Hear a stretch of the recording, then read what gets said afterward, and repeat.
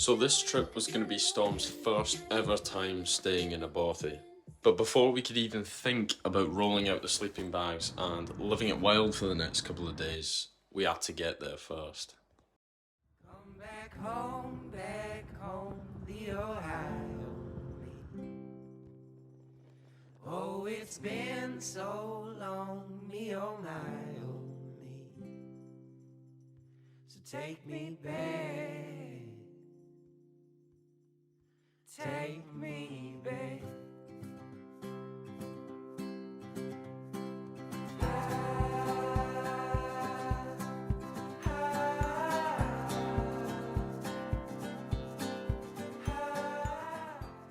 And so a 3-hour drive, then followed by a 3-hour hike, was all that stood between us and our wild getaway. Come back home, the Ohio me. Oh, it's been so long, me oh my oh me. So take me back, take me back, take me back, take me back, take me back, take me back.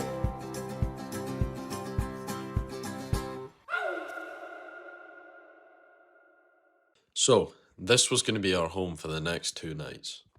We wasted no time at all getting the food on because we were absolutely starving after the long hiking. The bothy was comprised of 3 main areas.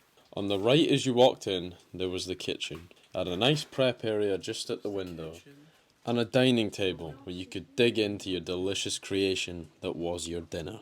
On the other side of the house, there was a well-decorated living room, fully equipped with a log-burning stove.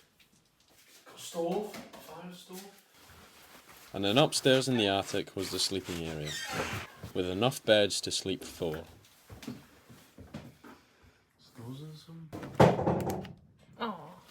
There's one like that in the kitchen, just kind of bummed about. It's not funny. With bad weather forecast for the coming days, we thought we'd make the most of the nice evening with a fire out front of the bothy. We got fire, baby!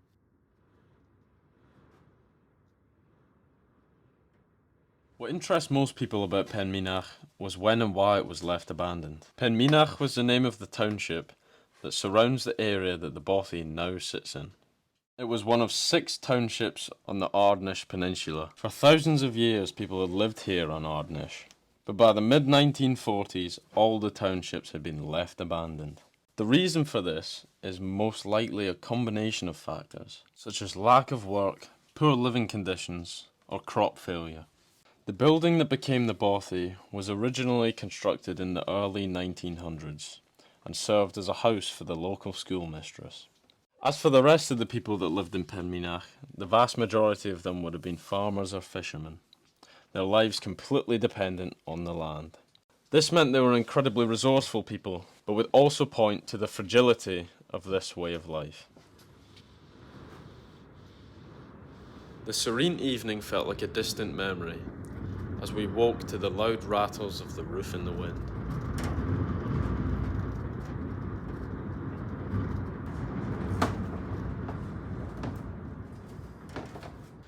It's day 2 of our bothy adventure. Because of the mesh roof on this thing, bro, it was just screaming all night. Got a pretty shocking sleep, but that's okay. It was fine. For me especially though, because we were going fishing.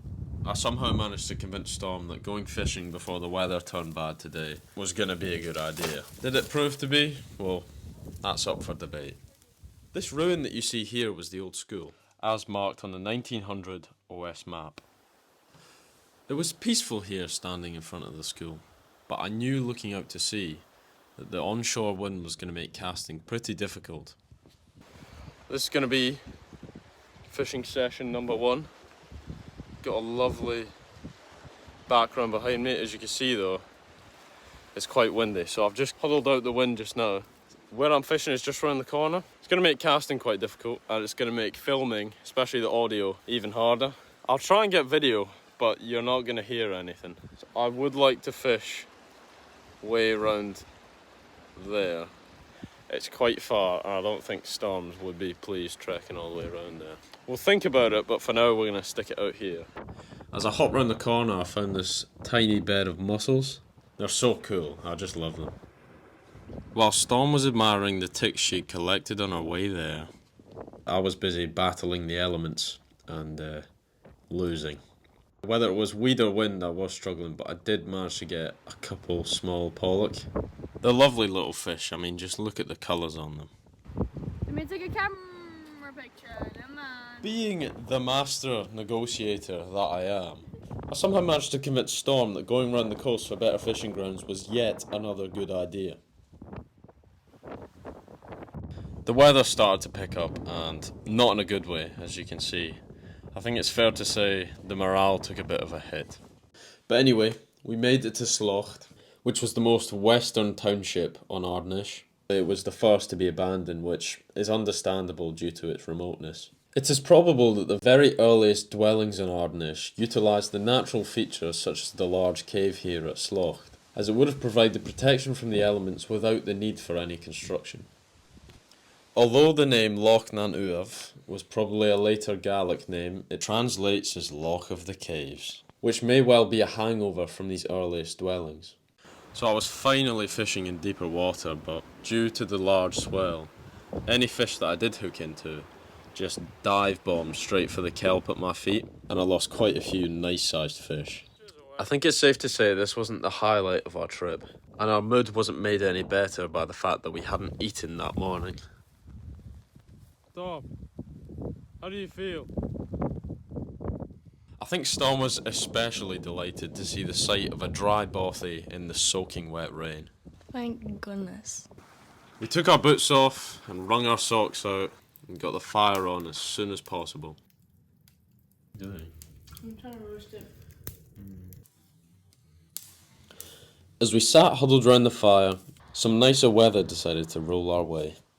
This gave us the perfect opportunity for an evening dip. The crystal clear waters and the bright blue sky served an incredible contrast from the rainstorm that we trudged through earlier. It was now time for dinner. So after saying goodbye to our new friend, Terry the Toad. Go on, Terry. Off into the wild again, buddy. Yeah. Yeah. Yeah. We dug into our dinner. On the menu, eggs, bacon, pittas. Compliments to the chef. Sadly, no fish. And then we were joined for dinner by a herd of hungry deer. The bothy must have been surrounded by at least 30 hinds and their babies, not in the least bit bothered by our presence. Our time had come to an end here at the Bothy, and my honest advice for anyone looking to book a stay here is that it's much better stocked than you might anticipate. We definitely overpacked for a 2-night stay, and those extra kgs make a world of difference in the walk in and out.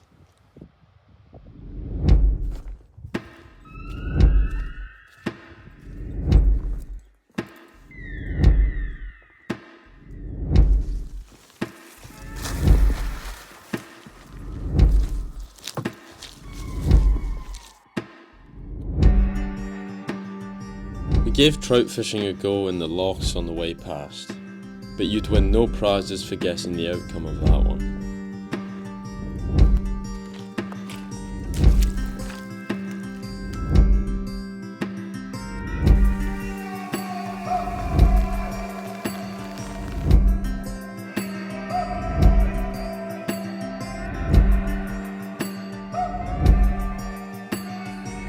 We wasted no time on getting back on the road, as we had a ferry to catch from Mallaig. Far to the west, our islands on the edge, with Atlantic waves,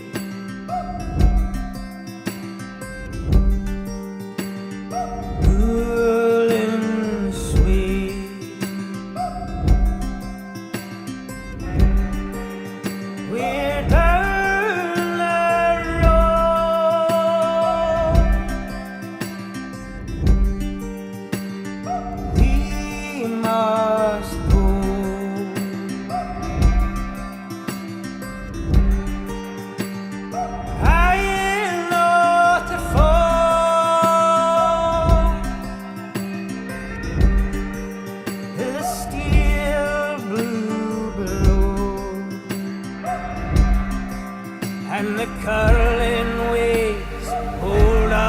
to our bay.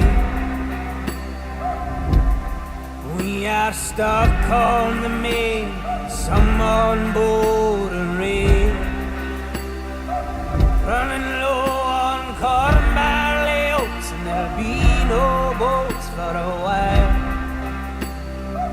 Sleep easy and pray the gale doesn't